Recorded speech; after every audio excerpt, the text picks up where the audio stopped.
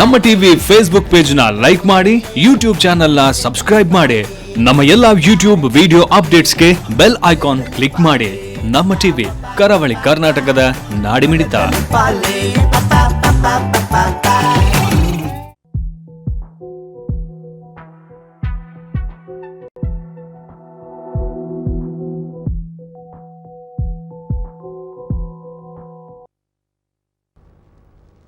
ನಮಸ್ಕಾರ ವೀಕ್ಷಕರೇ, AJ hospital and research centre ಅರ್ಪಿಸುವ ಹಲೋ ಎಜೆ ನೇರ ಪ್ರಸಾರ ಕಾರ್ಯಕ್ರಮಕ್ಕೆ ಆತ್ಮೀಯ ಸ್ವಾಗತ. ಒಂದು ಮನೆಯಲ್ಲಿ ಒಂದು ಮಗುವಿನ ಜನನ ಆಗ್ತಾ ಇದೆ ಅಂತ ಹೇಳುವಾಗ ಆ ಮನೆ ಮಂದಿಗೆಲ್ಲ ಇರತಕ್ಕಂತಹ ಖುಷಿ ಯಾವತ್ತಿಗೂ ಕೂಡ ಕಮ್ಮಿ ಆಗೋದಿಲ್ಲ. ಅದೇ ಒಂದು ವೇಳೆ ಮಗು ಹುಟ್ಟಿದ ನಂತರ ಏನಾದರೂ ಅನಾರೋಗ್ಯದಿಂದ ಇದೆ ಅಂತ ಅಂದ್ಕೊಂಡ್ರೆ ಅಂತಹ ಕಷ್ಟಪಟ್ಟಂತಹ ಕುಟುಂಬಗಳ ದೃಷ್ಟಾಂತವನ್ನು ನಾವು ಎಷ್ಟೋ ಸಲ ನೋಡಿದ್ದೇವೆ. ಹಾಗಾಗಿ ಮಗುವಿನ ಆರೋಗ್ಯ ಇಂದು ತುಂಬ ಮುಖ್ಯವಾಗಿರುತ್ತದೆ. ಒಟ್ಟಾರೆಯಾಗಿ ಈ ಆಧುನಿಕತೆಯ ಪರಿಣಾಮದಿಂದಾಗಿ ವಯಸ್ಸಿನ ಭೇದ ಭಾವ ಇಲ್ಲದೆಯೂ ಕೂಡ ಹಲವಾರು ರೋಗಗಳು ಮಾನವನ ಜೀವಿತಾವಧಿಯ ಮೇಲೆ ಮಾರಕವಾಗಿ ಕಾಡ್ತಾ ಇದೆ. ಅಂತಹ ಕಾಯಿಲೆಗಳಲ್ಲಿ ಹೃದಯ ಸಂಬಂಧಿ ಹೃದ್ರೋಗ ಕಾಯಿಲೆಯೂ ಕೂಡ ಒಂದಾಗಿದೆ. ಇದು ಮಕ್ಕಳಲ್ಲಿಯೂ ಕೂಡ ಹೆಚ್ಚಾಗಿ ಇತ್ತೀಚೆಗೆ ಹೃದ್ರೋಗ ಸಮಸ್ಯೆ ಕಾಡ್ತಾ ಇದೆ. ಈ ಎಲ್ಲ ಸಮಸ್ಯೆಗಳ ಬಗ್ಗೆ ಇಂದಿನ ಹಲೋ ಎಜೆ ನೇರ ಪ್ರಸಾರ ಕಾರ್ಯಕ್ರಮದಲ್ಲಿ ಚರ್ಚೆ ಮಾಡಲಿಕ್ಕಿದ್ದೇವೆ. ತಮಗೇನಾದರೂ ಈ ಬಗ್ಗೆ ಸಲಹೆಗಳು ಬೇಕಾದರೆ ಟಿ ವಿ ಸ್ಕ್ರೀನ್ ಮೇಲೆ ಡಿಸ್ಪ್ಲೇ ಆಗಿರುವಂತಹ ನಂಬರ್ಗೆ ಕರೆ ಮಾಡಿ ಸೂಕ್ತ ಸಲಹೆಯನ್ನು ಪಡೆದುಕೊಳ್ಳಬಹುದು. ಈ ಎಲ್ಲ ಸಲಹೆಗಳನ್ನು ಮತ್ತು ಮಾಹಿತಿಗಳನ್ನು ಕೊಡಲಿದ್ದಾರೆ ಎಜೆ ಆಸ್ಪತ್ರೆಯ ಎಜೆ ಹಾಸ್ಪಿಟಲ್ ಆ್ಯಂಡ್ ರಿಸರ್ಚ್ ಸೆಂಟರ್ನ ಡಾಕ್ಟರ್ ಪ್ರೇಮ್ ಆಳ್ವ ಅವರು.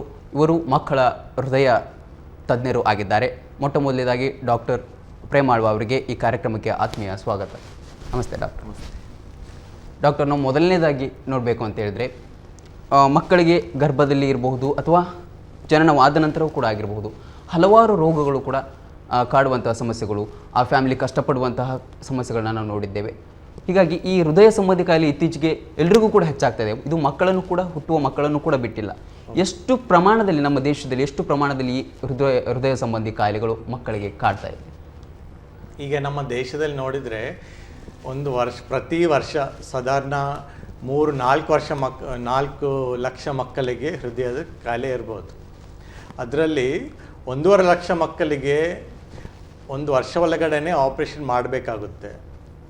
ಬಟ್ ಒಂದು ಬೇಜಾರದ ವಿಷಯ ಏನಂದರೆ ಈ 1.5 ಲಕ್ಷ ಮಕ್ಕಳಲ್ಲಿ ಬರೀ 10% ಮಕ್ಕಳಿಗೆ ಟ್ರೀಟ್ಮೆಂಟ್ ಸಿಗ್ತಾ ಉಂಟು. ಯಾಕೆ ಈ ಥರ ಅಂತ ಕೇಳಿದರೆ, ಮೊದಲನೇ ಕಾರಣ ಏನಂತ ಹೇಳಿದರೆ, ಇದು ಕೆಲವರಿಗೆ ಗೊತ್ತಾಗೋದಿಲ್ಲ. ಚಿಕ್ಕ ಮಗುವಿಗೆ ಹುಟ್ಟಿದ ಮಗು ಎಲ್ಲ ಸ್ವಲ್ಪ ಚಿಕ್ಕ 5 ತಿಂಗಳ ಮಗು ಇಲ್ಲಾಂದರೆ 1 ವರ್ಷ ಮಗುವಿಗೆ ಹೃದಯ ತೊಂದರೆ ಇದೆ ಅಂತಲೂ ಗೊತ್ತಾಗೋದಿಲ್ಲ. ಎರಡನೇ ಕಾರಣ ಏನಂದರೆ, ಕೆಲವರಿಗೆ ಹೇಳಿರ್ತಾರೆ ಈ ಥರ ಹೃದಯದಲ್ಲಿ ತೊಂದರೆ ಉಂಟು, ಇದಕ್ಕೆ ಟೆಸ್ಟ್ ಮಾಡಬೇಕಾಗುತ್ತೆ, ಇದಕ್ಕೆ ಹಾರ್ಟ್ ಸ್ಕ್ಯಾನ್ ಮಾಡಬೇಕಂತ ಹೇಳ್ತಾರೆ.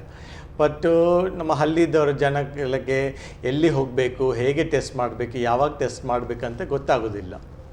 ಮೂರನೇ ಕಾರಣ, ಕೆಲವು ಬಡವರು ಇರ್ತಾರೆ, ಚಿಕ್ಕ ರೈತ ಕುಟುಂಬದವರು ಇರ್ತಾರೆ, ಅವ್ರಿಗೆ ಚಿಕಿತ್ಸೆಗೆ ಹಣ ಇರೋದಿಲ್ಲ, ಟ್ರೀಟ್ಮೆಂಟ್ ಇಲ್ಲಾರೆ ಅವರಿಗೆ ಈ ಗೌರ್ಮೆಂಟ್ ಸ್ಕೀಮ್ ಬಗ್ಗೆ ಗೊತ್ತಿರೋದಿಲ್ಲ, ಇಲ್ಲಾರೆ ಕೆಲವರಿಗೆ ಎಲ್ಲಿ ಹೋಗಿ ಯಾವ ಥರ ಟ್ರೀಟ್ಮೆಂಟ್ ಮಾಡಬೇಕು ಅಂತ ಗೊತ್ತಾಗೋದಿಲ್ಲ. ಈ ಕಾರಣದಿಂದ ಬರೀ 10% ಮಕ್ಕಳಿಗೆ ಮಾತ್ರ ಕರೆಕ್ಟು ಟ್ರೀಟ್ಮೆಂಟ್ ಸಿಗ್ತಾ ಉಂಟು. ಇನ್ನೊಂದು ವಿಷಯ ಏನಂದರೆ, ಈಗ ಸಾಧಾರಣ 1.5 ಲಕ್ಷ ಮಕ್ಕಳಿಗೆ ಟ್ರೀಟ್ಮೆಂಟ್ ಬೇಕಾಗಬಹುದು. ಬಟ್ ನಮ್ಮ ದೇಶದಲ್ಲಿ ನೋಡಿದರೆ ಬರೀ 10,000 ಮಕ್ಕಳ ಹೃದಯ ಶಸ್ತ್ರಚಿಕಿತ್ಸೆ ಮಾಡ್ತಾ ಇದ್ದಾರೆ. ಅಂದರೆ ಕೆಲವು ಕಡೆಯಲ್ಲಿ ಮಾತ್ರ ಅದು ಮಾಡ್ತಾ ಇದ್ದಾರೆ. ಈ ಕಾರಣಗಳಿಂದ ತುಂಬ ಮಕ್ಕಳಿಗೆ ಟ್ರೀಟ್ಮೆಂಟ್ ಸಿಗ್ತಾ ಇಲ್ಲ ಅಂತ ಹೇಳ್ಬೋದು. ತುಂಬ ಅಂದರೆ 10%ಅಲ್ಲಿ 10% ಮಾತ್ರ 90% ಜನರಿಗೆ ಹೀಗೆ ಏನೋ ಒಂದು ರೈತ ಕುಟುಂಬದಿಂದ ಆಗಿರ್ಬೋದು ಸಮಸ್ಯೆಗಳು ಗೊತ್ತಾಗೋದಿಲ್ಲ, ಆರ್ಥಿಕ ಸಮಸ್ಯೆಗಳು, ಹೀಗಾಗಿ ಆ ಮಕ್ಕಳಿಗೆ ಚಿಕಿತ್ಸೆ ಸಿಗಲ್ಲ ಅಂತ ನೀವು ಹೇಳ್ತಾ ಇದ್ದೀವಿ. ಹೌದು.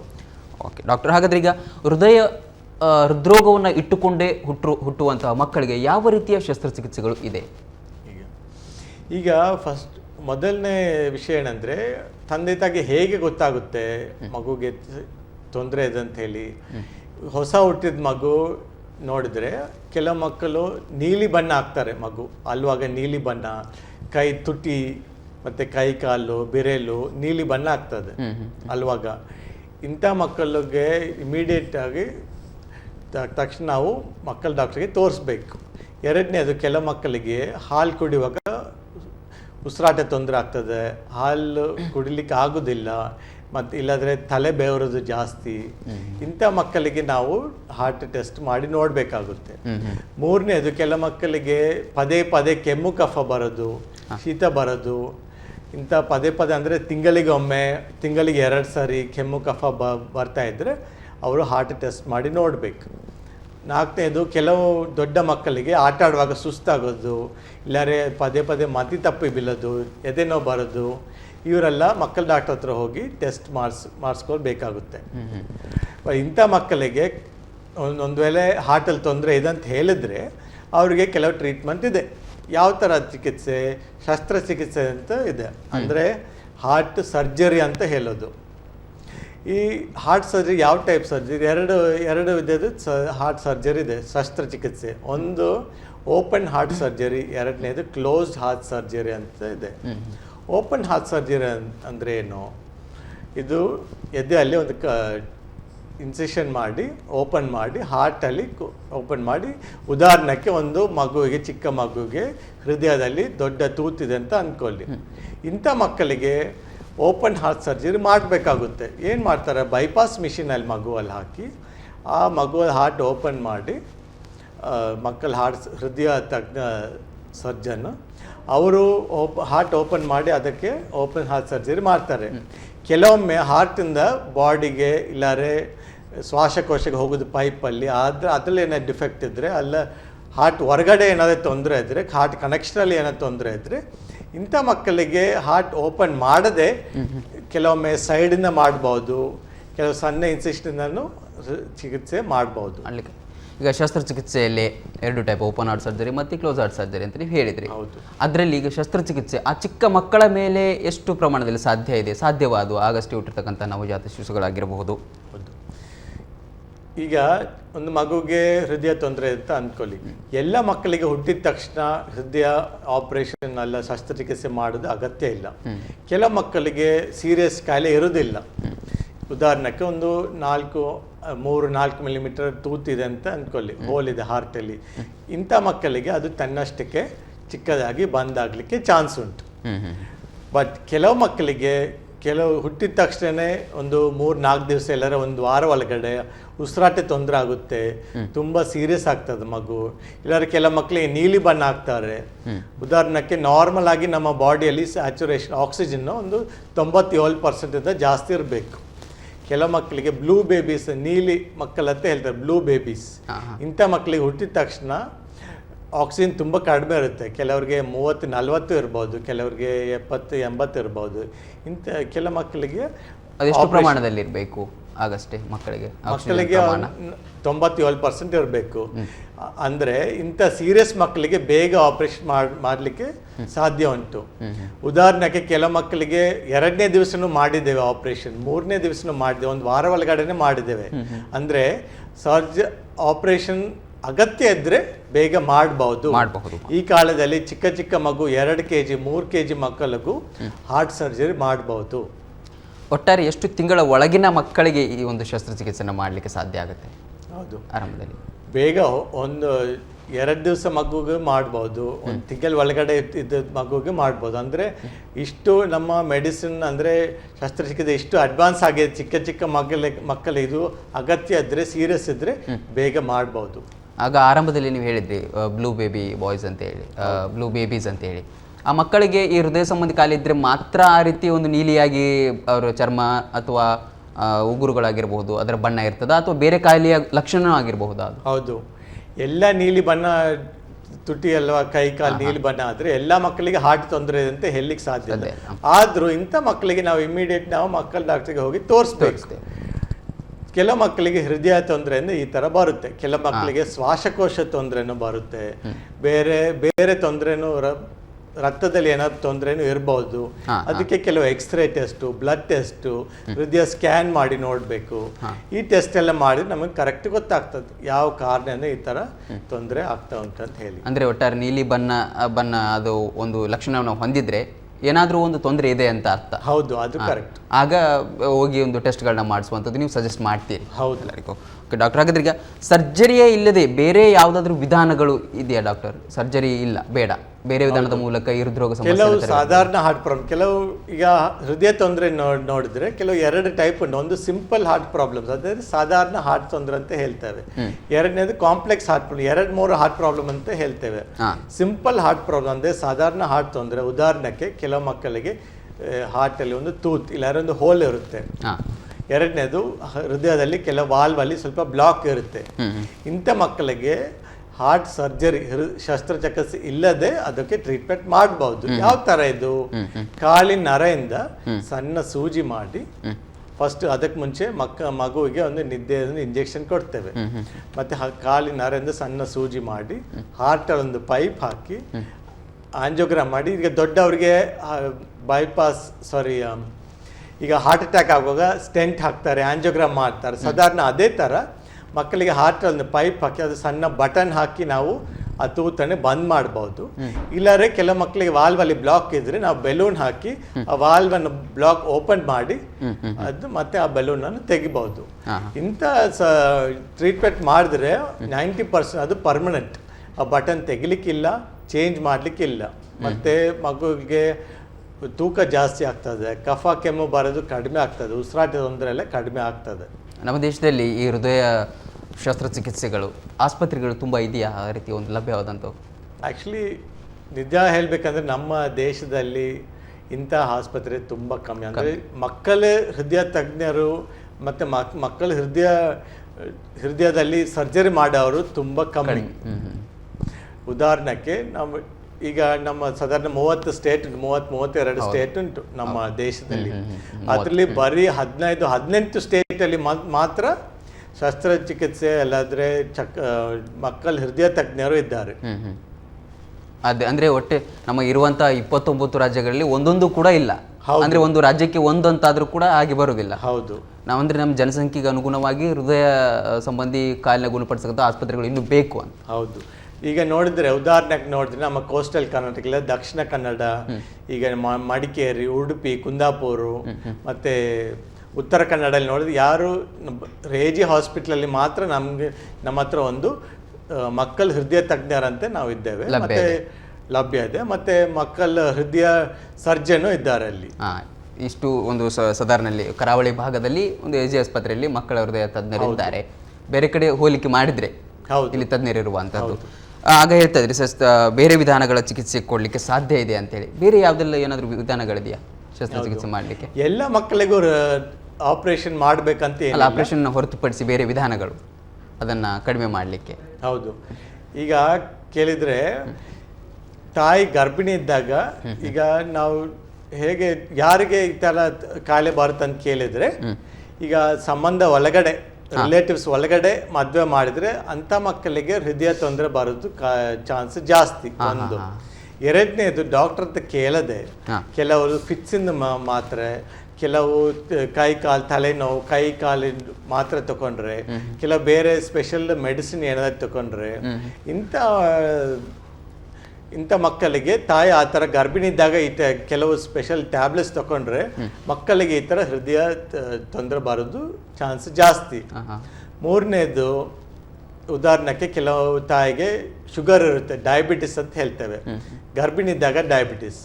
ಇಂಥ ಮಕ್ಕಳಿಗೆ ಹಾರ್ಟ್ ತೊಂದರೆ ಬರೋದು ಚಾನ್ಸ್ ಜಾಸ್ತಿ. ಅದಕ್ಕೆ ಅಂದರೆ ಅದಕ್ಕೆ ಕರೆಕ್ಟ್ ಟ್ರೀಟ್ಮೆಂಟ್ ಮಾಡಬೇಕು. ಕೆಲವು SLE ಅಂತ ಹೇಳ್ತೇವೆ, ಜ್ವರ ಬರೋದು, ಬೇರೆ ಏನಾದರೂ ಇನ್ಫೆಕ್ಷನ್ ಇದ್ದರೆ ತಾಯಿಗೆ ಅದಕ್ಕೂ ಕರೆಕ್ಟ್ ಟ್ರೀಟ್ಮೆಂಟ್ ಮಾಡಬೇಕು. ಸುಮ್ಮನೆ ಮೆಡಿಕಲಲ್ಲಿ ಹೋಗಿ ಮಾತ್ರ ಏನಾದ್ರು ತಗೊಂಡ್ರೆ ಮಗುಗೆ ಹಾರ್ಟ್ ತೊಂದರೆ ಬರೋದು ಚಾನ್ಸ್ ಜಾಸ್ತಿ. ಅಂದರೆ ಒಂದು ವೈದ್ಯರ ಸಲಹೆ ಇಲ್ಲದೆ ಸುಮ್ಮನೆ ಒಂದು ಪೇನ್ ಕಿಲ್ಲರ್ನ ತಗೊಳ್ಳೋದು, ಏನೋ ಬಂತು ಅಂದ ತಕ್ಷಣವೇ ಗರ್ಭಿಣಿ ಇದ್ದ ತಾಯಿ ಈ ಥರ ಏನು ಮಾಡಬಾರ್ದು. ಯಾಕಂದ್ರೆ ಮಗುವಿಗೆ ಹೃದಯ ತೊಂದರೆ ಬರೋದು ಚಾನ್ಸ್ ಜಾಸ್ತಿ. ಆಗ ನೀವು ಹೇಳಿದ್ರಿ ಡಾಕ್ಟರ್, ಆನುವಂಶಿಕವಾಗಿ ಈಗ ಫ್ಯಾಮಿಲಿಯಲ್ಲಿ ಇದ್ರೆ ಇನ್ನೊಬ್ಬರಿಗೆ ಬರುವಂತಹ ಸಮಸ್ಯೆಗಳು ಅಂತ ಹೇಳಿದ್ರಿ. ಅದು ಆನುವಂಶಿಕವಾಗಿ ಬರುವ ಪ್ರಮಾಣ ಜಾಸ್ತಿ ಇದೆಯಾ? ಹೌದು. ಈಗ ನೋಡಿದ್ರೆ ಕೆಲವು ಫ್ಯಾಮಿಲಿಯಲ್ಲಿ ಕೆಲವು ಮಕ್ಕಳಿಗೆ ಹೃದಯ ತೊಂದರೆ ಇರುತ್ತೆ. ಫಸ್ಟ್ ಮೊದಲನೇ ಮಗುಗೆ ಹೃದಯ ತೊಂದರೆ ಇದ್ರೆ ಎರಡನೇ ಮಗು ಹೃದಯ ತೊಂದರೆ ಬರೋದು ಚಾನ್ಸ್ ಜಾಸ್ತಿ. ಡಾಕ್ಟರಿಗೆ ಒಂದು ಕರೆ ಇದೆ ವೀಕ್ಷಕರದ. ಹಲೋ, ನಮಸ್ತೆ, ಹೇಳಿ. ಹೇಳಿ ಸರ್, ತಮ್ಮ ಸಮಸ್ಯೆ ಡಾಕ್ಟರ್ ಇದ್ದಾರೆ. ಹೇಳಿ ಸರ್, ಡಾಕ್ಟರ್ ಡಾಕ್ಟರ್ ನಮಸ್ಕಾರ. ನಮಸ್ಕಾರ, ಹೇಳಿ. ಡಾಕ್ಟರ್, ನನ್ನ ರಿಲೇಟಿವ್ ಒಬ್ಬರು, ಅವರಿಗೆ 35 45 ವರ್ಷಕ್ಕೆ ಮದುವೆ ಆದದ್ದು. ಹೌದು. ಈಗ ಅವರಿಗೆ ಪ್ರೆಗ್ನೆಂಟ್ ಆದರೆ ಮಕ್ಕಳಿಗೆ ಸಮಸ್ಯೆ ಆಗ್ತದೆ ಅಂತ ಹೇಳ್ತಾರೆ. ಹೌದಾ, ಆಗ್ತದೆ? ಹೌದು. ಈಗ ಫಸ್ಟ್ ವಿಷಯ ಏನಂದರೆ, ಮಗುವಿಗೆ ಈಗ ಕೆಲವೊಮ್ಮೆ ಹೇಳ್ತಾರೆ ಸ್ಕ್ಯಾನ್ ಮಾಡಿದ್ದೇವೆ ಗೊತ್ತಾಗಲಿಲ್ಲ ಹಾರ್ಟ್ ತೊಂದರೆ ಇತ್ತಂತ ಹೇಳಿ. ಈಗ ಹೊಟ್ಟೆಯಲ್ಲಿ ಇರೋದು ಮಗುವಿಗೆ ಸ್ಪೆಷಲ್ ಸ್ಕ್ಯಾನ್ ಅಂತ ಉಂಟು. ಅಂದರೆ ಅದಕ್ಕೆ ಹೆಸರು ಅನಾಮಲಿ ಸ್ಕ್ಯಾನ್ ಅಂತ ಹೇಳ್ತೇವೆ, ಇಲ್ಲಾರೆ ಫೀಟಲ್ ಎಕೋ. ಫೀಟಲ್ ಎಕೋ ಅಂದರೆ ಏನು? ಹೊಟ್ಟೆಯಲ್ಲಿರೋ ಮಗುವುದು ಹಾರ್ಟದು ಸ್ಕ್ಯಾನ್ ಮಾಡಬೇಕು. ಆ ಸ್ಕ್ಯಾನ್ ಯಾವಾಗ ಮಾಡಬೇಕು? 4 ತಿಂಗಳಿಂದ 5 ತಿಂಗಳ ಒಳಗಡೆ ಮಾಡಬೇಕಾಗುತ್ತೆ. ಆ ಸ್ಪೆಷಲ್ ಸ್ಕ್ಯಾನ್ ಮಾಡಿದ್ರೆ ಈ ಮಗುವಿಗೆ ಹಾರ್ಟ್ ತೊಂದರೆ ಇದೆಯಾ ಇಲ್ಲ ಅಂತ ನಮಗೆ ಕರೆಕ್ಟ್ ಗೊತ್ತಾಗುತ್ತೆ.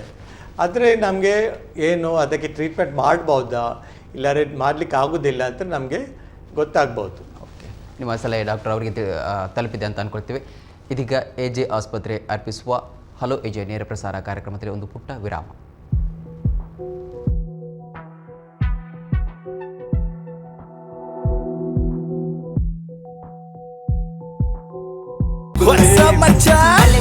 ನಮ್ಮ ಟಿವಿ ಫೇಸ್ಬುಕ್ ಪೇಜ್ ನ ಲೈಕ್ ಮಾಡಿ, ಯೂಟ್ಯೂಬ್ ಚಾನೆಲ್ ನ ಸಬ್ಸ್ಕ್ರೈಬ್ ಮಾಡಿ. ನಮ್ಮ ಎಲ್ಲಾ ಯೂಟ್ಯೂಬ್ ವಿಡಿಯೋ ಅಪ್ಡೇಟ್ಸ್ಗೆ ಬೆಲ್ ಐಕಾನ್ ಕ್ಲಿಕ್ ಮಾಡಿ. ನಮ್ಮ ಟಿವಿ ಕರಾವಳಿ ಕರ್ನಾಟಕದ ನಾಡಿಮಿಡಿತ.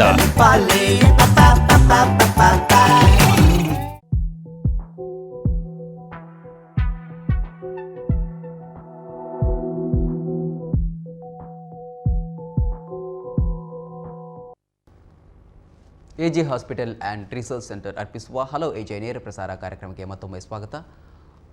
ಡಾಕ್ಟರ್ ಆಗ ಹೇಳ್ತಾ ಇದ್ರಿ ಶಸ್ತ್ರಚಿಕಿತ್ಸೆ ಇಲ್ಲದೆ ಬೇರೆ ವಿಧಾನಗಳು ಆ ಬೇರೆ ವಿಧಾನಗಳು ಎಷ್ಟು ಸೇಫ್ ಅಂತ ಅನಿಸ್ತದೆ, ಎಷ್ಟು ಸುರಕ್ಷಿತ? ಹೌದು. ಈಗ ಬೇರೆ ಶಸ್ತ್ರಚಿಕಿತ್ಸೆ ಇಲ್ಲದೆ ಕಾಳಿ ನರಿಂದ ಸಣ್ಣ ಸೂಜಿ ಮಾಡಿ ಹಾರ್ಟಲ್ಲಿ ಪೈಪ್ ಹಾಕಿ ಮಾಡೋದು ಸಾಧಾರಣ ಆಂಜಿಯೋಗ್ರಾಮ್ ಥರ ಕೆಲವು ಸೌಲಭ್ಯಗಳು ಇದೆ. ಇದು ಎಷ್ಟು ಸೇಫ್ ಅಂತ ಕೇಳಿದರೆ, ನಮ್ಮ ಹಾಸ್ಪಿಟಲಲ್ಲಿ ಸಾಧಾರಣ 99% ಸಕ್ಸಸ್ ಆಗ್ತದೆ, ಬರೀ 1% ರಿಸ್ಕ್ ಉಂಟು. ಇಂಥ ಮಕ್ಕಳಿಗೆ ನೋವು ಗೊತ್ತಾಗೋದಿಲ್ಲ, ಮತ್ತು ಅವ್ರಿಗೇನು ಜಾಸ್ತಿ ದಿವಸ ಹಾಸ್ಪಿಟಲ್ ಇರಬೇಕಂತಿಲ್ಲ. ಇದು ಮಾಡಲಿಕ್ಕೆ ಸಾಧಾರಣ 1 ಗಂಟೆ ಬೇಕಾಗುತ್ತೆ. ಹಾಸ್ಪಿಟ್ಲಲ್ಲಿ ಬರೀ 2 ದಿವಸ ಇದ್ದರೆ ಸಾಕು. ಎರಡನೇ ವಿಷಯ ಏನಂದರೆ, ಇಂಥ ಮಕ್ಕಳು ತುಂಬ ದಿವಸ ರೆಸ್ಟ್ ತಗೊಳ್ಳೋದು ಅವಶ್ಯಕತೆ ಇಲ್ಲ. ಅಂದರೆ ಹಾಸ್ಪಿಟ್ಲಲ್ಲಿ ಡಿಸ್ಚಾರ್ಜ್ ಆಗಿ ಮರುದಿವ್ಸನೇ ಅವರು ಬೇರೆ ಮಕ್ಕಳ ಥರ ಆಟ ಆಡ್ಬೋದು, ತಿಂಡಿ ಊಟ ಎಲ್ಲ ತಿನ್ಬೋದು ಅಂತ. ಇದು ಕೆಲವು ಅಡ್ವಾಂಟೇಜ್ ಇಂಥ ಟ್ರೀಟ್ಮೆಂಟಲ್ಲಿ. ಕೆಲವೊಂದಿಷ್ಟು ಬೇಗ ರಿಕವರ್ ಆಗ್ತದೆ. ಹೌದು, ಕೆಲವೊಂದಿಷ್ಟು ಆಗೋದಿಲ್ಲ. ಅಂದರೆ ನೀವು 1% ಅಂತ ಹೇಳಿದ್ರಿ, ಸಾಧಾರಣವಾಗಿ ಸಕ್ಸಸ್ ಆಗುವಂಥದ್ದು 99% ಸಕ್ಸಸ್ ಆಗ್ತದೆ. Very high success rate. ಹಾಂ ಡಾಕ್ಟರ್, ಈ ಹೃದಯ ರೋಗ ಇರತಕ್ಕಂಥ ಹುಟ್ಟುವ ಮಕ್ಕಳು ಸರ್ಜರಿಯ ನಂತರ ಅವರು ಎಷ್ಟು ಅವರ ಆರೋಗ್ಯ ಪ್ರಮಾಣ ಎಷ್ಟು ಮಟ್ಟದಲ್ಲಿ ಇರಬಹುದು, ನೀವೇನು ಹೇಳಿ? ಈಗ ಯಾವುದೇ ಮಗುವಿಗೆ ಹೃದಯ ತೊಂದರೆ ಇದ್ದರೆ ಶಸ್ತ್ರಚಿಕಿತ್ಸೆ ಮಾಡಿದ್ರೆ, ಇಲ್ಲದ್ರೆ ನಾನು ಹೇಳಿದಾಗೆ ಆಂಜಿಯೋಗ್ರಾಮ್ ಮುಖಾಂತರ ಒಂದು ಬಟನ್ ಹಾಕಿದ್ರೆ, ಬೆಲೂನಲ್ಲಿ ವಾಲ್ವ್ ಓಪನ್ ಮಾಡಿದ್ರೆ, ಇಂಥ ಮಕ್ಕಳಿಗೆ 90% ಮಕ್ಕಳಿಗೆ ಬೇರೆ ಮಕ್ಕಳ ಥರನೇ ಆಟ ಆಡ್ಬೋದು, ಶಾಲೆ ಹೋಗ್ಬೋದು, ಓದ್ಬೋದು, ಮತ್ತು ಕಾಲೇಜ್ ಹೋಗೋದಲ್ಲಿ. ಬೇರೆ ಮಕ್ಕಳಿಗೂ ಇಂಥ ಮಕ್ಕಳಿಗೂ ಏನು ವ್ಯತ್ಯಾಸ ಇರೋದಿಲ್ಲ 90% ಮಕ್ಕಳಲ್ಲಿ. ಮತ್ತು ಹೆಣ್ಮಕ್ಕಳಿಗೆ ಮದುವೆ ಆದಮೇಲೆ ಡೆಲಿವರಿ ಟೈಮಲ್ಲಿ ಕೆಲಸ ಮಾಡುವಲ್ಲಿ ಲೈಫ್ ನಾರ್ಮಲ್ ಆಗ್ತದೆ ಇಂಥ ಮಕ್ಕಳಿಗೆ. ಅಂದರೆ ತಾಯಿ ಆದಷ್ಟು ಸಾಧಾರಣವಾಗಿ ಒಂದು ಜಾಗೃತಿಯನ್ನು ವಹಿಸಬೇಕಾಗ್ತದೆ ಗರ್ಭಿಣಿಯಾಗಿ ಇದ್ದ ಸಂದರ್ಭದಲ್ಲಿ. ಇದು ಈ ಒಂದು ಹೃದಯ ಸಂಬಂಧಿ ಕಾಯಿಲೆ ಬರುವುದು ಡೆಲಿವರಿಯ ನಂತರ ಹೆಚ್ಚಾಗಿ ಕಾಡುವಂಥದ್ದು ಅಥವಾ ಗರ್ಭಾವಸ್ಥೆಯಲ್ಲಿರುವಂಥ ಇದ್ದಾಗಲೇ ಹೆಚ್ಚಾಗಿ? ಈಗ ಹೃದಯ ಹುಟ್ಟಿದಿಂದ ಹೃದಯ ತೊಂದರೆ ಇರೋದು ಅದು ಹೇಗೆ ಬರುತ್ತೆ ಅಂತ ಕೇಳಿದರೆ, ಈಗ ನಮ್ಮ ತಾಯಿ ಹೊಟ್ಟೆಯಲ್ಲಿ ಒಂದು ಮಗು ಉಂಟು, ಮಗು ಡೆವಲಪ್ ಆಗ್ತಾ ಉಂಟು, ಫೀಟಸ್ ಅಂತ ಹೇಳ್ತೇವೆ. ಅದು ಫಸ್ಟ್ 3 ತಿಂಗಳ ಒಳಗಡೆನೆ ಆ ಹೃದಯ ಡೆವಲಪ್ ಆಗ್ತದೆ. ಆ ಹೃದಯ ಡೆವಲಪ್ ಆಗುವಾಗ ಇಂಥ ಹಾರ್ಟ್ ತೊಂದರೆ, ಅದರಲ್ಲಿ ಏನಾದ್ರು ಪ್ರಾಬ್ಲಮ್ ಆದರೆ ಹೃದಯ ತೊಂದರೆ ಆಗಿಬಿಡುತ್ತೆ. ಆ ಮಗುವಿಗೆ ಇರ್ತಕ್ಕಂಥ ಹೃದಯ ಸಂಬಂಧಿ ಕಾಯಿಲೆಯಿಂದಾಗಿ ತಾಯಿಗೆ ಏನಾದರೂ ಸಮಸ್ಯೆ ಆಗುವ ಸಾಧ್ಯತೆಗಳು ಇಲ್ಲ. 99% ಹೊಟ್ಟೆಯಲ್ಲಿ ಇರೋದು ಮಗುಗೆ ಹೃದಯ ತೊಂದರೆ ಇದ್ರೂ ಸಹ ತಾಯಿಗೆ ಏನು ತೊಂದರೆ ಬರೋದು ಸಮಸ್ಯೆ ಇಲ್ಲ. ಡಾಕ್ಟರ್, ಈಗ ಹೃದಯ ಸಂಬಂಧಿ ಇರ್ತಕ್ಕಂತಹ ಎಷ್ಟೋ ಮಕ್ಕಳನ್ನು ಕಾಣಲಿಕ್ಕೆ ಸಾಧ್ಯ ಇದೆ. ಅಂಥವರಿಗೆ ಕೆಲವರಿಗೆ ಎಷ್ಟೋ ಜನರಿಗೆ ಟ್ರೀಟ್ಮೆಂಟ್ ಕೊಡಿಸ್ಲಿಕ್ಕೆ ಆಗೋದಿಲ್ಲ, ಈ ಒಂದು ಸರ್ಜರಿಗಳನ್ನ ಮಾಡಿಸ್ಲಿಕ್ಕೆ ಆಗೋದಿಲ್ಲ. ಅವರಿಗೆ ಈ ಏನಾದರೂ ಸ್ಕೀಮ್ಗಳು ಅಂತ ಏನಾದರೂ ಇದೆಯಾ? ಅಥವಾ ಈ ಗೌರ್ಮೆಂಟ್ ಕಡೆಯಿಂದ ಆಗಿರಬಹುದು, ಕೆಲವರು NGO ಅವ್ರು ಮಾಡ್ತಾರೆ. ಹೌದು. ಈಗ ನಮ್ಮ ದೇಶದಲ್ಲಿ ನೋಡಿದ್ರೆ ತುಂಬ ಬಡವರು ಇರ್ತಾರೆ, ಇಲ್ಲಾರೆ ರೈತ ಕುಟುಂಬದವರು, ಚಿಕ್ಕ ಚಿಕ್ಕ ರೈತ ಕುಟುಂಬದವರು ಇರ್ತಾರೆ. ಅವರಿಗೆ ಈ ಥರ ಹೇಗೆ ಟ್ರೀಟ್ಮೆಂಟ್ ಮಾಡಿಸೋದು, ಅವರಿಗೆ ಅವ್ರ ಹತ್ರ ಹಣ ಇರೋದಿಲ್ಲ, ಬಟ್ ನೋಡಿದ್ರೆ ಮಗುಗೆ ಹೃದಯ ತೊಂದರೆ ಇರ್ಬೋದು. ಇಂಥ ಮಕ್ಕಳಿಗೆ ನಮ್ಮ ಸ್ಟೇಟಲ್ಲಿ, ನಮ್ಮ ದೇಶದಲ್ಲಿ ಕೆಲವು ಸೌಲಭ್ಯಗಳು ಇದೆ. ಹೇಗೆ ಅಂದರೆ ಕೆಲವು ಸ್ಕೀಮ್ ಇದೆ, ಸ್ಟೇಟ್ ಗವರ್ಮೆಂಟ್ ಸ್ಕೀಮ್ ಇದೆ, ಇಲ್ಲರೆ ನಮ್ದು ಸೆಂಟ್ರಲ್ ಗವರ್ಮೆಂಟ್ ಸ್ಕೀಮ್ ಇದೆ. ಇಂಥ ಸ್ಕೀಮ್ ಯಾರಿಗೆ ಸ್ಕೀಮ್ ಮಾಡ್ಬೋದು ಅಂತ ಆಗುತ್ತೆ ಅಂತ ಕೇಳಿದರೆ, BPL ಕಾರ್ಡ್ ಅವರಿಗೆ, ಇಲ್ಲರೆ ರೈತ ಕುಟುಂಬದವರಿಗೆ, ಇಂಥವ್ರಿಗೆ ಹಾಸ್ಪಿಟಲ್ ಬಂದು ರಿಪೋರ್ಟ್ ತಗೊಂಡು ಹೋದರೆ, ಗವರ್ಮೆಂಟ್ ಹಾಸ್ಪಿಟಲ್ ಹೋದರೆ ಅವರೊಂದು ಫಾರ್ಮ್ ಬರೆದು ಕೊಡ್ತಾರೆ. ಗೌರ್ಮೆಂಟ್ ಹಾಸ್ಪಿಟಲ್ ಇಂಥ ಸೌಲಭ್ಯಗಳು ಇಲ್ಲ ಅಂತ ಹೇಳಿದರೆ ನೀವು ಪ್ರೈವೇಟ್ ಹಾಸ್ಪಿಟಲಲ್ಲಿ ಹೋಗಿ ಆ ಟ್ರೀಟ್ಮೆಂಟು ಫ್ರೀಯಾಗಿ ಮಾಡಿಸ್ಬೋದು. ಈ ಹೃದಯ ಸಂಬಂಧಿ ಕಾಯಿಲೆಗೆ ಸಂಬಂಧಪಟ್ಟಂತೆ ಸರ್ಕಾರಿ ಇದರಲ್ಲೂ ಕೂಡ ಅಂಥ ಮಕ್ಕಳ ಆ ಒಂದು ರೈತ ವರ್ಗದವರಿಗೆ, ಬಡ ಕುಟುಂಬದವರಿಗೆ ಸರ್ಕಾರಿಯಲ್ಲಿ ಮತ್ತು ಖಾಸಗಿಯಲ್ಲಿ ಎರಡಕ್ಕೂ ಕೂಡ ಇದೆಯಾ? ಹೌದು. ಈಗ ಸರ್ಕಾರಿ ಹಾಸ್ಪಿಟಲ್ ನೋಡಿದ್ರೆ ತುಂಬ ಕಮ್ಮಿ ನಮ್ಮ ದೇಶದಲ್ಲಿ. ಮ್ಯಾಕ್ಸಿಮಮ್ ಪ್ರೈವೇಟ್ ಹಾಸ್ಪಿಟಲೇ ಇರೋದು. ಬಟ್ ಬೆಂಗಳೂರಲ್ಲಿ ಬ್ಯಾಂಗ್ಳೂರು ಮೆಡಿಕಲ್ ಕಾಲೇಜಲ್ಲಿ, ಕೆಲವು ಜಯದೇವ ಹಾಸ್ಪಿಟಲಿನೂ ಮಾಡ್ತಾ ಇದ್ದಾರೆ. ಜಯದೇವ್ ಹೃದಯ. ಹೌದು.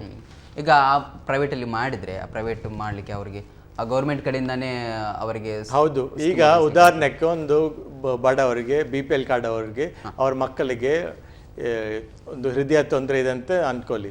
ಅವರು BPL ಕಾರ್ಡ್ ಇದ್ರೆ ಅವ್ರಿಗೆ ಎಲ್ಲ ಫ್ರೀ ಆಗ್ತದೆ. ಕನ್ಸಲ್ಟೇಷನ್ನು, ಮತ್ತೆ ಹೃದಯ ಚಿಕಿತ್ಸೆ, ಮತ್ತೆ ಶಸ್ತ್ರಚಿಕಿತ್ಸೆ, ಮತ್ತೆ ಹಾಸ್ಪಿಟಲ್ ಸ್ಟೇ, ಡಾಕ್ಟರ್ ಫೀಸ್ ಏನು ಕಟ್ಟಲಿಕ್ಕಿಲ್ಲ, ಎಲ್ಲ ಫ್ರೀ ಆಗ್ತದೆ ಟ್ರೀಟ್ಮೆಂಟ್. ಡಾಕ್ಟ್ರಿಗೆ ಒಂದು ಕರೆ ಇದೆ ವೀಕ್ಷಕರು. ಹಲೋ.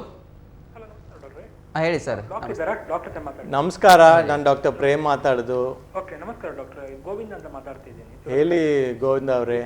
ಪ್ರಶ್ನೆ ಡಾಕ್ಟ್ರೆ, ಈಗ ಮಗುವಿಗೆ ಹಾರ್ಟ್ ಅಲ್ಲಿ ಪ್ರಾಬ್ಲಮ್ ಇದೆ ಅಂತ ಸ್ಕ್ಯಾನ್ ಮಾಡುವಾಗ ಹೊಟ್ಟೆಲಿದ್ದಾಗ ಗೊತ್ತಾದ್ರೆ ಎಂತ ಅಂದ್ರೆ ಅಲ್ಲಿ ನಾವೇನು ಮಗುವನ್ನು ಡೆಲಿವರಿ ಆದ ನಂತರ ಏನಾದರೂ ಕಾಯಬೇಕಾ ಅಥವಾ ಏನಾದರೂ ಅಲ್ಲೇ ಚಿಕಿತ್ಸೆ ಕೊಡುವಂತ ಏನಾದರೂ ಇದೆಯಲ್ಲ? ಹೌದು, ಒಳ್ಳೆ ಪ್ರಶ್ನೆ ಕೇಳಿದ್ದೀರಿ. ಅಂದರೆ ಉದಾಹರಣೆಗೆ ಒಂದು 4 ತಿಂಗಳ ಪ್ರೆಗ್ನೆಂಟ್ ತಾಯಿಗೆ ನಿಮ್ಮ ಮಗುವಿಗೆ, ಹೊಟ್ಟೆಯಲ್ಲಿರೋ ಮಗುವಿಗೆ ಹಾರ್ಟ್ ತೊಂದರೆ ಅಂತ ಹೇಳಿದ್ರಂತ ಅಂದ್ಕೊಳ್ಳಿ. ಈಗ ಅವರು ನನ್ನ ಹತ್ರ ಬರ್ತಾರೆ, ನಾವು ಮಕ್ಕಳ ಹೃದಯ ತಜ್ಞರಲ್ಲ, ನಮ್ಮ ಹತ್ರ ಬಂದು ಕೇಳ್ತಾರೆ, ಡಾಕ್ಟ್ರು ನನ್ನ ಹೊಟ್ಟೆಯಲ್ಲಿರೋ ಮಗುಗೆ ಈ ಥರ ತೊಂದರೆ ಉಂಟು, ಅದಕ್ಕೆ ನಾವು ಏನು ಮಾಡಬೇಕು?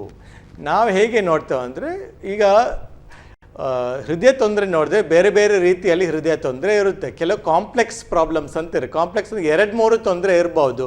ಅದಕ್ಕೆ 90% ಹೃದಯ ತೊಂದರೆಗೆ, ಹುಟ್ಟಿದಿಂದ ಹೃದಯ ತೊಂದರೆಗೆ ಅದಕ್ಕೆ ಟ್ರೀಟ್ಮೆಂಟ್ ಇದೆ ಈ ಕಾಲದಲ್ಲಿ. 10% ಮಕ್ಕಳಿಗೆ ಅದು ಟ್ರೀಟ್ಮೆಂಟ್ ಇರುವುದಿಲ್ಲ.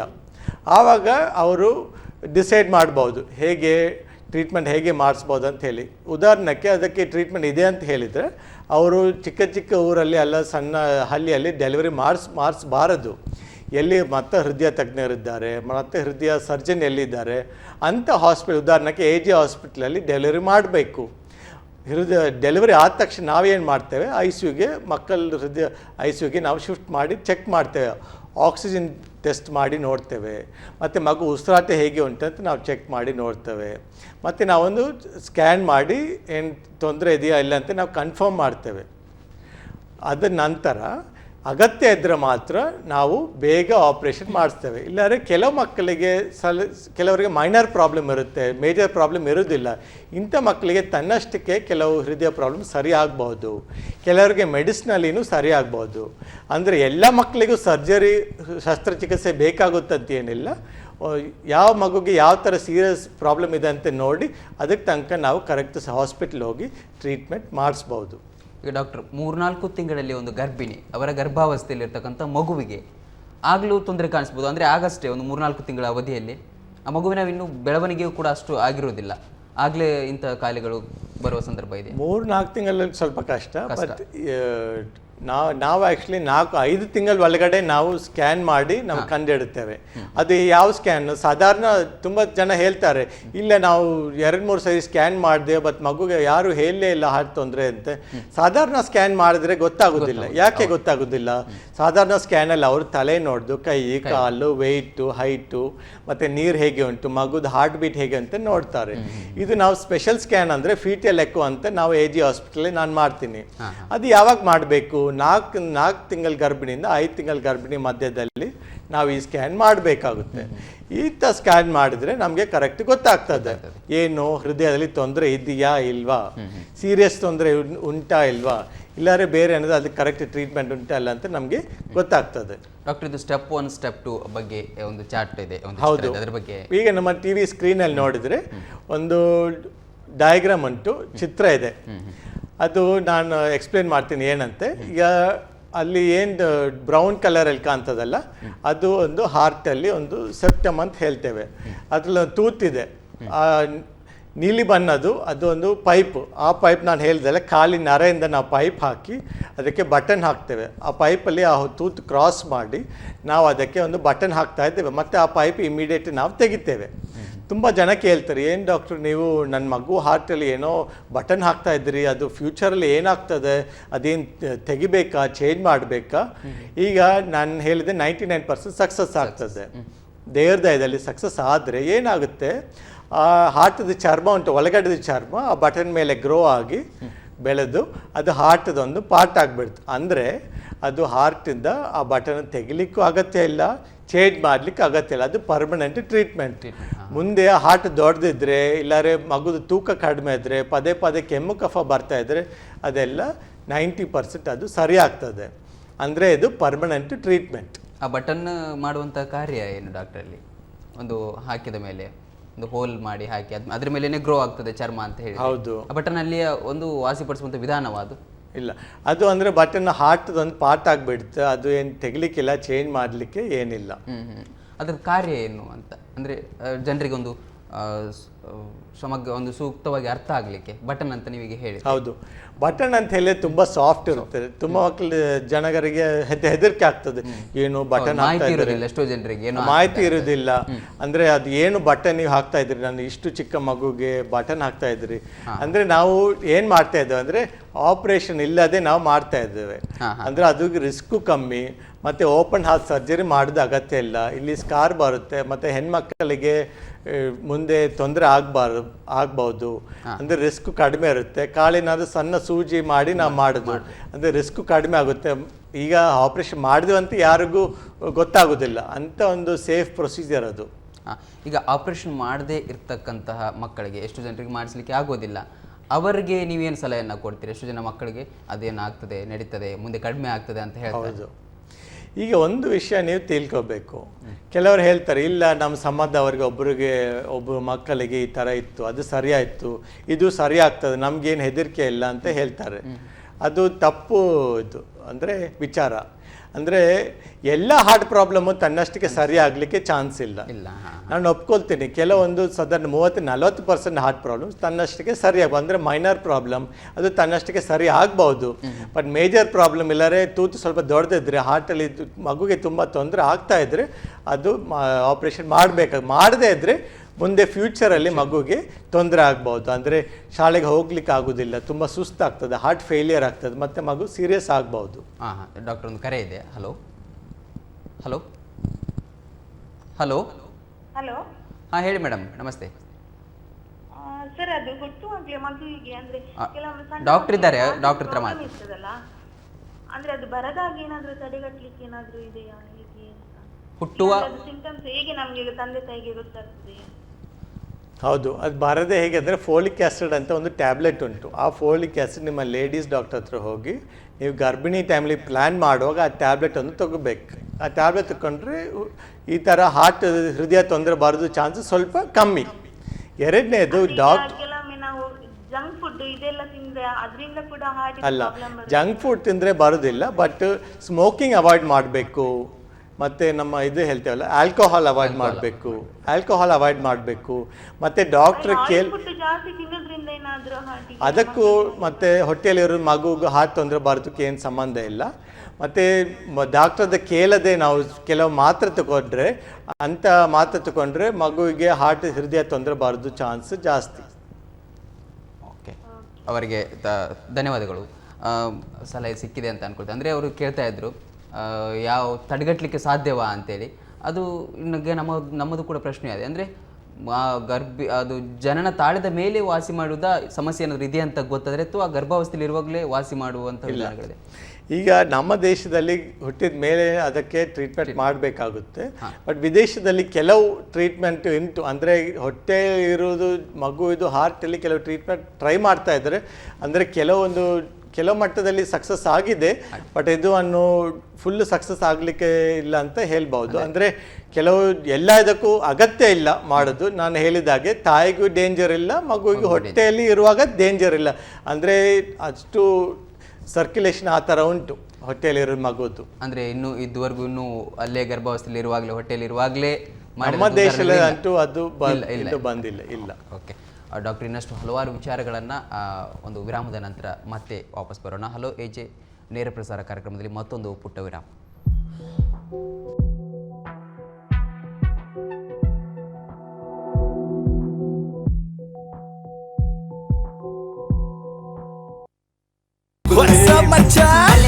ನಮ್ಮ ಟಿವಿ ಫೇಸ್ಬುಕ್ ಪೇಜ್ ನ ಲೈಕ್ ಮಾಡಿ, ಯೂಟ್ಯೂಬ್ ಚಾನೆಲ್ ನ ಸಬ್ಸ್ಕ್ರೈಬ್ ಮಾಡಿ. ನಮ್ಮ ಎಲ್ಲಾ ಯೂಟ್ಯೂಬ್ ವಿಡಿಯೋ ಅಪ್ಡೇಟ್ಸ್ಗೆ ಬೆಲ್ ಐಕಾನ್ ಕ್ಲಿಕ್ ಮಾಡಿ. ನಮ್ಮ ಟಿವಿ ಕರಾವಳಿ ಕರ್ನಾಟಕದ ನಾಡಿಮಿಡಿತ.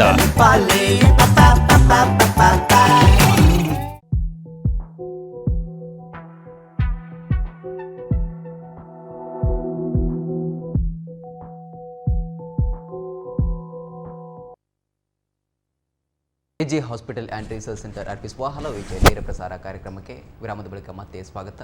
ಡಾಕ್ಟ್ರಾಗ ನಾವು ಮಾತಾಡಿದ್ವಿ, ಆಪರೇಷನ್ ಮಾಡಿದ್ವಿ, ಅವರ ಭವಿಷ್ಯದ ಬಗ್ಗೆ ಕೆಲವೊಂದಿಷ್ಟು ಮಾತಾಡ್ತಿದ್ವಿ. ಹೇಗೆ ಅದನ್ನು ತಡೆಗಟ್ಟಬಹುದು? ಹೃದಯ ಸಂಬಂಧಿ ಕಾಯಿಲೆಗಳಿದೆ ಅಂತ ಹೇಳ್ತಾರೆ ಚಿಕ್ಕವರಿದ್ದಾಗಲೇ, ಹೇಗೆ ತಡೆಗಟ್ಟಬಹುದು? ಈಗ ಕೆಲವರಿಗೆ ನೋಡಿದ್ರೆ ಒಂದು 10-15 ವರ್ಷದಾದಮೇಲೆ ಕೆಲವು ಹಾರ್ಟ್ ಪ್ರಾಬ್ಲಮ್ ಬರಲಿಕ್ಕೆ ಚಾನ್ಸ್ ಉಂಟು. ಅಂದರೆ ಕೆಲವರಿಗೆ ನೀವು ನಂಬಲಿಕ್ಕೆ ಕಷ್ಟ ಉಂಟು, ಬಟ್ 10 ಒಂದು 14-15 ವರ್ಷ ಮಕ್ಕಳಿಗೂ BP ಕಾಯಿಲೆ ಬರುತ್ತೆ. ಅಂದರೆ ಹೈಪರ್ ಟೆನ್ಷನ್ ಅಂತ ಹೇಳ್ತೇವೆ, ಅದು ಬರುತ್ತೆ. ಕೆಲವರಿಗೆ ಬೇರೆ ಹೃದಯ ತೊಂದರೆನೂ ಬರ್ಬೋದು. ಅದು ಹೇಗೆ ಬರೋದು? ಕೆಲವು ಮಕ್ಕಳಿಗೆ ಇನ್ಫೆಕ್ಷನ್ ಆದರೆ ಅದು ಕರೆಕ್ಟ್ ಟ್ರೀಟ್ಮೆಂಟ್ ಮಾಡದೇ ಇದ್ದರೆ ಅದು ಹೃದಯ ಇನ್ಫೆಕ್ಷನ್ ಆಗಲಿಕ್ಕೆ ಚಾನ್ಸ್ ಉಂಟು. ಇನ್ಫೆಕ್ಟ್ ಎಂಡೋಕಾರ್ಡಿಟಿಸ್ ಇಲ್ಲ ರೊಮ್ಯಾಟಿಕ್ ಹಾರ್ಟ್ ಡಿಸೀಸ್ ಇಂಥ ಮಕ್ಕಳಿಗೆ ಮತ್ತೆ ಮಾತಾಡೋಣ ಡಾಕ್ಟರ್. ಒಂದು ಕಾಲ್ ಇದೆ ವೀಕ್ಷಕರು. ಎಸ್, ನಮಸ್ತೆ, ಹೇಳಿ. ಹಲೋ. ಹಲೋ. ಹಾಂ ಹೇಳಿ ಮೇಡಮ್, ಹೇಳಿ. ಡಾಕ್ಟರ್ ಇದ್ದಾರೆ, ಮಾತಾಡಿ ಮೇಡಮ್. ನಾವು ಬಂಟ್ವಾಳದಿಂದ. ಹೇಳಿ ಮೇಡಮ್. ಸೊ ನನ್ನ ಕ್ವಶನ್ ಏನಂತ ಹೇಳಿದ್ರೆ, ನನ್ನ ನೇಬರ್ ಒಬ್ರು ಅವ್ರು ತುಂಬಾ ಪುವರ್ ಇದ್ದಾರೆ. ಅವ್ರಿಗೆ ಮಗು 6 months ಬೇಬಿ. ಹೇಳಿ. ಮಗುಗೆ ಹಾರ್ಟ್ ಅಲ್ಲಿ ಹೋಲ್ ಇದೆ ಅಂತ ಹೇಳಿದ್ದಾರೆ. ಆಯ್ತು. ಅವ್ರಿಗೆ ಈಗ ಸರ್ಜರಿ ಮಾಡ್ಲಿಕ್ಕೆ ಹೇಳಿದ್ದಾರೆ. ಈಗ ಸರ್ಜರಿ ಮಾಡ್ಬೇಕಾದ್ರೆ ನಿಮ್ಮ ಹಾಸ್ಪಿಟಲ್ ಅಲ್ಲಿ ಏನಾದ್ರು ಕನ್ಸೆಷನ್ಸ್ ಇದೆಯಾ ಸರ್? ಹಾಸ್ಪಿಟಲಲ್ಲಿ ಇನ್ನೊಮ್ಮೆ ಹೇಳಿ ಮೇಡಮ್. ಹಾಸ್ಪಿಟಲಲ್ಲಿ ಕನ್ಸೆಷನ್ ಏನಾದ್ರು ಸಿಗತ್ತಾ ಸರ್? ಕನ್ಸೆಷನ್ ಹೌದು. ಈಗ ನೋಡಿದರೆ ಬಡವರಿಗೆ, ರೈತ ಬಡವರಿಗೆಲ್ಲ BPL ಕಾರ್ಡ್ ಅಂತ ಇದೆ. ಅವ್ರ ಹತ್ರ BPL ಕಾರ್ಡ್ ಇದ್ದರೆ ಪೂರ್ತಿ ಟ್ರೀಟ್ಮೆಂಟ್ ಫ್ರೀ ಆಗ್ತದೆ ಅವ್ರಿಗೆ. ಇಂಥ ಮಕ್ಕಳಿಗೆ 1 ಪೈಸಾ ಟ್ರೀಟ್ಮೆಂಟಿಗೆ 1 ಪೈಸನೂ ಕಟ್ಟಲಿಕ್ಕಿಲ್ಲ. ಡಾಕ್ಟ್ರ್ ಫೀಸ್ ಆಗಲಿ, ಆಪ್ರೇಷನ್ ಫೀಸ್ ಆಗಲಿ, ಹಾಸ್ಪಿಟಲ್ ಫೀಸ್, ವಾರ್ಡ್ ಯಾವುದಕ್ಕೂ ಟ್ರೀಟ್ಮೆಂಟ್ಗೆ ಹಣ ಕಟ್ಟಲಿಕ್ಕೆ ಅಗತ್ಯ ಇಲ್ಲ.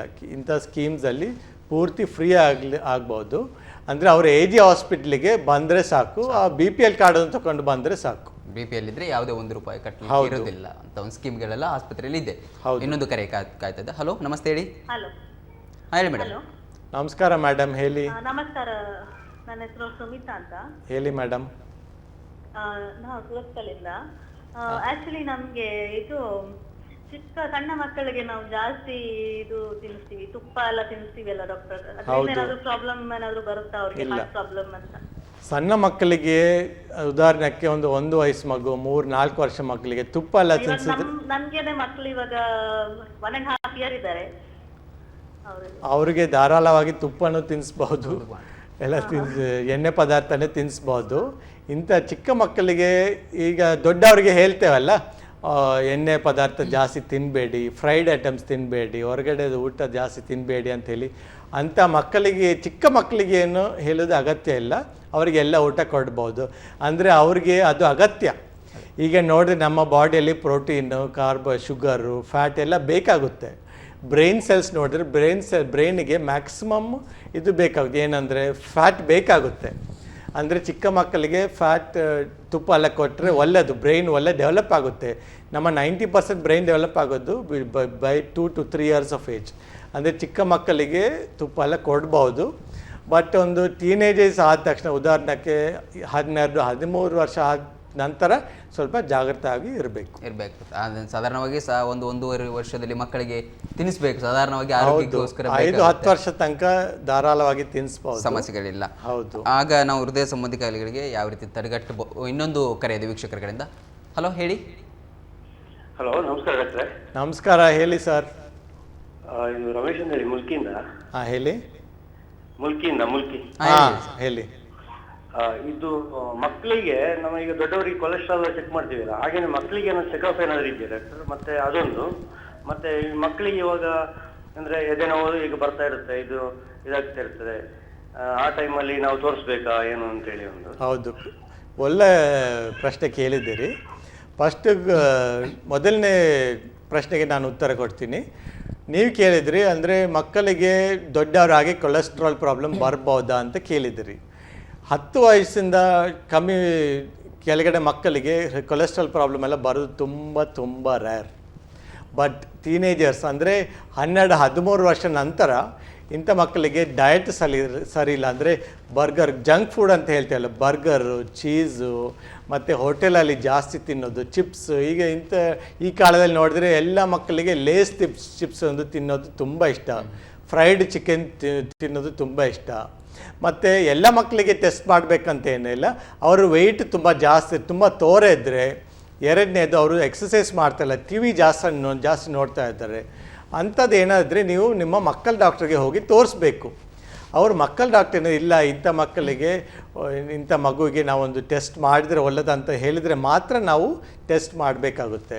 ಅಂದರೆ ಉದಾಹರಣೆಗೆ ನಾವು 40 ವರ್ಷ ಅಂದರೆ ಮೇಲ್ಪಟ್ಟು ಜನಗರಿಗೆ ನಾವು ಹೇಳ್ತೇವೆ ವರ್ಷ ಒಂದು ಆ್ಯನ್ಯುವಲ್ ಟೆಸ್ಟ್ ಮಾಡಿಸಿ, ಬ್ಲಡ್ ಟೆಸ್ಟ್ ಮಾಡಿ, ಕೊಲೆಸ್ಟ್ರಾಲ್ ನೋಡಿ ಅಂತ ಹೇಳ್ತೇವೆ. ಆ ಥರ ಮಕ್ಕಳಿಗೇನು ಅಗತ್ಯ ಇಲ್ಲ, ಚಿಕ್ಕ ಮಕ್ಕಳಿಗೆ ಅಗತ್ಯ ಇಲ್ಲ. ಡಾಕ್ಟರ್, ಈಗ ಅವರ ಚಿಕ್ಕವರಿದ್ದಾಗಿಂದ ಕೂಡ ಮಕ್ಕಳಿಗೆ ಸಾಧಾರಣವಾಗಿ ಇವತ್ತೇನಿದೆ ದೈಹಿಕ ಎಕ್ಸಸೈಸ್ ಕಡಿಮೆ ಆಗ್ತಾ ಇದೆ, ಬರೀ ಟಿ ವಿಯನ್ನು ನೋಡ್ತಾ ಇದ್ದಾರೆ, ಫ್ಯಾಟ್.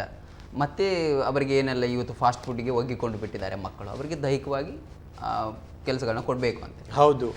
ಈಗ ನೋಡಿದರೆ ಮಕ್ಕಳಿಗೆ ಮಿನಿಮಮ್ ಒಂದು ದಿವಸಕ್ಕೆ ಅರ್ಧ ಗಂಟೆಯಿಂದ 45 ನಿಮಿಷ ಎಕ್ಸಸೈಸ್ ಮಾಡಬೇಕು. ಎಕ್ಸಸೈಸ್ ಅಂದರೆ ಚಿಕ್ಕ ಮಕ್ಕಳಿಗೆ ಒಂದು 10 ರೌಂಡ್ ಹೋಗಿ 20 ರೌಂಡ್ ಹೋಗಿ ಅವರಿಗೆ ಬೋರ್ ಆಗ್ತದೆ, ಯಾರಿಗೂ ಒಂದು ಇಷ್ಟ ಇರೋದಿಲ್ಲ ಮಾಡಲಿಕ್ಕೆ.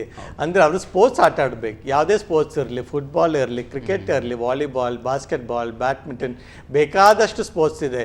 ಇಲ್ಲರೇ ಹಳ್ಳಿ ಮಕ್ಕಳು ಸುಮ್ಮನೆ ಓಡ್ಕೊಂಡು ಆಟ ಆಡ್ತಾ ಇರ್ತಾರೆ, ಅವರನ್ನು ಹಾಗೆ ಬಿಡಬೇಕು ಆಟ ಆಡಲಿಕ್ಕೆ. ಕಂಪ್ಯೂಟರ್ ಗೇಮ್ ಬಿಟ್ಟು ಹೊರಗಡೆ ಬಂದು ಆಟ. ಅಂದರೆ ನಮ್ಮ ಒಂದು ದಿವಸಕ್ಕೆ ಮ್ಯಾಕ್ಸಿಮಮ್ ಒಂದು 20 ನಿಮಿಷ ಇಲ್ಲದ್ರೆ 30 ನಿಮಿಷ ಟಿ ವಿ ನೋಡಬೇಕು. ಮಕ್ಕಳಿಗೆ, ಚಿಕ್ಕ ಮಕ್ಕಳಿಗೆ, ನಾನು ಚಿಕ್ಕ ಮಕ್ಕಳು ಅಂದರೆ 5 ವರ್ಷ ಮೇಲೆ ಮಕ್ಕಳಿಗೆ ಹೇಳೋದು. ಅದಕ್ಕಿಂತ ಜಾಸ್ತಿ ನೋಡಿದ್ರೆ ಎಕ್ಸಸೈಸ್ ಸಿಗೋದಿಲ್ಲ ಮತ್ತು ಅದು ನಮ್ಮ ಆಹಾರಕ್ಕೂ ಒಳ್ಳೆಯದಲ್ಲ. ಈಗ ಸೆಪ್ಟೆಂಬರ್ 29ಕ್ಕೆ ವರ್ಲ್ಡ್ ಹಾರ್ಟ್ ಡೇ ಬರ್ತಾ ಇದೆ, ಅದಕ್ಕೋಸ್ಕರ ಏನಾದರೂ AJ ಆಸ್ಪತ್ರೆಯಲ್ಲಿ ಕ್ಯಾಂಪ್ಗಳು ಆ ರೀತಿ ಏನಾದರೂ ಹಮ್ಮಿಕೊಂಡಿದ್ದೀರಾ? ಹೌದು. ಈಗ ಎಲ್ಲರೂ ದೊಡ್ಡವ್ರದ್ದು ಹಾರ್ಟ್ ಅಂತ ಮಾತಾಡ್ತಾರೆ ಯಾವಾಗಲೂ. ಅಂದರೆ ನಾವೇನು ವ್ಯತ್ಯಾಸವಾಗಿ ಏನು ಮಾಡ್ತಾ ಇದ್ದೋ ಅಂದರೆ, ಈ ಸೆಪ್ಟೆಂಬರ್ 29ನೇ ತಾರೀಕು ಶನಿವಾರ ನಾವು ನಮ್ಮ ಹಾಸ್ಪಿಟ್ಲಲ್ಲಿ ಚಿಕ್ಕ ಮಕ್ಕಳಿಗೆ ಹೃದಯ ತಜ್ಞ ಸ್ಪೆಷಲಿಸ್ಟು ಅಂದರೆ ಸ್ಪೆಷಲ್ ಕ್ಯಾಂಪ್ ಮಾಡ್ತಾ ಇದ್ದೆವು. ಈ ಕ್ಯಾಂಪಲ್ಲಿ ನಮ್ಮದು ಸ್ಕ್ಯಾನಲ್ಲಿ 50% ಡಿಸ್ಕೌಂಟ್ ಕೊಡ್ತಾ ಇದ್ದಾರೆ. ನಮಗೆ ಯಾವ ರೀತಿಯಲ್ಲಿ ನಮ್ಮ ಸಹಾಯ ಮಾಡ್ಬೋದು, ಇಲ್ಲಾಂದರೆ ಬಡವರಿಗೆ, BPL ಕಾರ್ಡ್ ಅವರಿಗೆ ಫ್ರೀಯಾಗಿ ಯಾರಿಗೆ ಎಲ್ಲ ಟ್ರೀಟ್ಮೆಂಟ್ ಮಾಡ್ಬೋದಂತೆ ನಾವು ಈ ಕ್ಯಾಂಪ್ ಮುಖಾಂತರ ಮಾಡಲಿಕ್ಕೆ ತಯಾರಿದ್ದೇವೆ. ಒಟ್ಟಾರೆ ಎಲ್ಲ ಒಂದು ವಯಸ್ಕರಿಗೆ ಹೃದಯ ಸಂಬಂಧಿ ಕಾಯಿಲೆ ಬಗ್ಗೆ ಕೊನೆಯದಾಗಿ ಏನು ಹೇಳಲಿಕ್ಕೆ ಇಷ್ಟಪಡ್ತೀನಿ? ಹೌದು. ಈಗ ಮುಖ್ಯ ಏನಂದರೆ, ಮಗುವಿಗೆ ನೀಲಿ ಬಣ್ಣ ಆಗೋದು, ಇಲ್ಲಾರು ಉಸಿರಾಟ ತೊಂದರೆ, ದೊಡ್ಡ ಮಕ್ಕಳಿಗೆ ಆಟ ಆಡುವಾಗ ಸುಸ್ತಾಗೋದು, ಎದೆ ನೋವು ಬಂದರೆ, ಈ ಥರ ನೀವು ಫಸ್ಟು ಮಕ್ಕಳ ಡಾಕ್ಟ್ರಿಗೆ ತೋರಿಸ್ಬೇಕು. ಅವರೇನಾದರೆ ಹೃದಯ ತಜ್ಞರ ಹತ್ರ ತೋರಿಸಿ ಅಂತ ಹೇಳಿದರೆ ನೀವು ಟೆಸ್ಟ್ ಮಾಡಬೇಕಾಗುತ್ತೆ. ಮತ್ತು 10, 12, 13 ವರ್ಷ ನಂತರ ಮಕ್ಕಳಿಗೆ ಡಯಟ್ ಸ್ವಲ್ಪ ಜಾಗ್ರತೆ ಇರಬೇಕು, ಎಣ್ಣೆ ಪದಾರ್ಥ ಜಾಸ್ತಿ ತಿನ್ನಬಾರದು, ಮತ್ತು ಒಳ್ಳೆ ಎಕ್ಸಸೈಸ್ ಮಾಡಬೇಕು, ಟಿ ವಿ ಕಂಪ್ಯೂಟರ್ ಸ್ವಲ್ಪ ಕಮ್ಮಿ ಮಾಡಬೇಕು. ಓಕೆ, ಒಟ್ಟಿನಲ್ಲಿ ಆರೋಗ್ಯದ ಸುರಕ್ಷತೆಯಿಂದ ಎಲ್ಲವನ್ನು ಕಾಪಾಡಿಕೊಳ್ಬೇಕು. ಹೌದು. ವೀಕ್ಷಕರು, ಇದುವರೆಗೂ ಹಲವಾರು ವಿಷಯಗಳನ್ನು ಈ ಹಲೋ AJ ನೇರ ಪ್ರಸಾರ ಕಾರ್ಯಕ್ರಮದಲ್ಲಿ ಮಕ್ಕಳ ಹೃದಯ ಸಂಬಂಧಿ ಕಾಯಿಲೆಗಳ ಕುರಿತಾಗಿ ಹಂಚಿಕೊಂಡಿದ್ದೇವೆ. ವೈದ್ಯರೊಂದಿಗೆ ನಾವು ಚರ್ಚಿಸಿದ್ದೇವೆ. ಈ ಕಾರ್ಯಕ್ರಮಕ್ಕೆ ಬಂದು ಸೂಕ್ತ ಸಲಹೆಗಳನ್ನ ನೀಡಿರ್ತಕ್ಕಂಥ ಡಾಕ್ಟರ್ ಪ್ರೇಮ್ ಆಳ್ವ ಅವರಿಗೆ ಈ ಕಾರ್ಯಕ್ರಮದ ಪರವಾಗಿ ಧನ್ಯವಾದಗಳು. ಧನ್ಯವಾದ.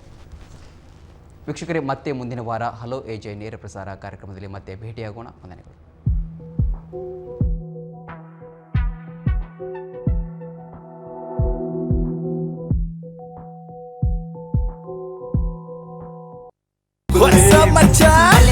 ನಮ್ಮ ಟಿವಿ ಫೇಸ್ಬುಕ್ ಪೇಜ್ ನ ಲೈಕ್ ಮಾಡಿ, ಯೂಟ್ಯೂಬ್ ಚಾನೆಲ್ ನ ಸಬ್ಸ್ಕ್ರೈಬ್ ಮಾಡಿ. ನಮ್ಮ ಎಲ್ಲಾ ಯೂಟ್ಯೂಬ್ ವಿಡಿಯೋ ಅಪ್ಡೇಟ್ಸ್ಗೆ ಬೆಲ್ ಐಕಾನ್ ಕ್ಲಿಕ್ ಮಾಡಿ. ನಮ್ಮ ಟಿವಿ, ಕರಾವಳಿ ಕರ್ನಾಟಕದ ನಾಡಿಮಿಡಿತ.